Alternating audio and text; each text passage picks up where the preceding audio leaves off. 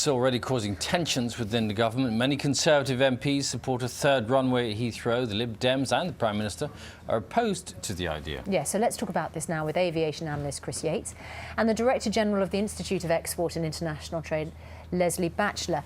Very good morning to you both. Lesley, you want a third runway at Heathrow. At the moment, there doesn't seem to be any political commitment to that. Why do you think it's important?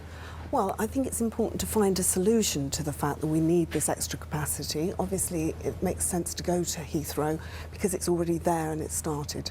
So, I think we need the capacity from a business point of view. However we decide to do that is, the solution is the government's, obviously. Yeah, why the need for any more runway capacity anywhere, Chris? Well, we're talking about a hub airport here. It's an important junction, if you will, within the aviation system. And lots and lots of airlines actually pass through Heathrow. We need to make sure that capacity remains. We need to ensure that capacity is enhanced to make sure that the UK is beneficial. Is it at capacity now? Is it overloaded already? It is pretty much overloaded. We're talking about 99% capacity at Heathrow. We need to add more to that.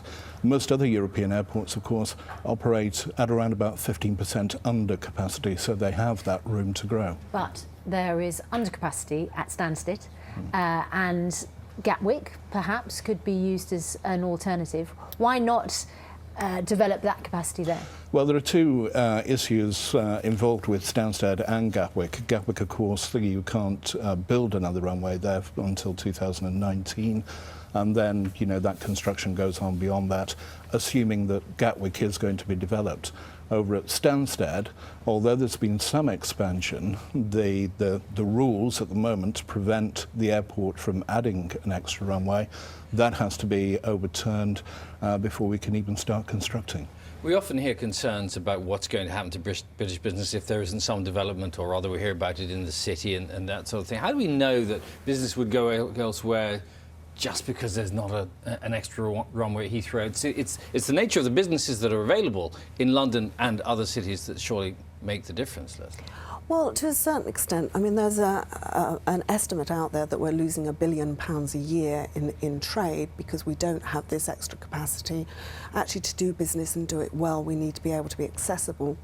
And the hub that we have there at Heathrow is actually superb. It's the best in Europe, and we should be really trying to get behind it and keeping constant with that superb performance rather than falling behind. We've got Charles de Gaulle Airport biting at our heels. They've got lots of capacity, and so have Frankfurt. We've got to be sensible about. But they're further out in the countryside, aren't they? So they have more room in that sense. Exactly. Yeah. And Chris, environmentalists very concerned about expansion of the airport, and the politicians, the Prime Minister has ruled it out for now. So there is no will for this to happen at this stage, is there? Well, there's significant will, I think, within the airline industry, quite obviously, and within business elsewhere in the country. The point about this is that we need to get on now to develop airport capacity. We've talked an awful lot in the past about Boris Island, this new hub airport being built out in the Thames estuary. It's a nice idea, but we're talking 15, 20, upwards of 30 years on before that's open. Business needs to be helped now. The airline industry needs to be helped now with new developments at Heathrow. Time is then of the essence, is it, Lesley? I believe so, yes. If we're going to export out of this recession, and we need to help businesses do that exporting and get to those customers. All right, Lesley, Chris, thanks both very much indeed. Coming up later on Breakfast, looking at drivers, and they could be fined for committing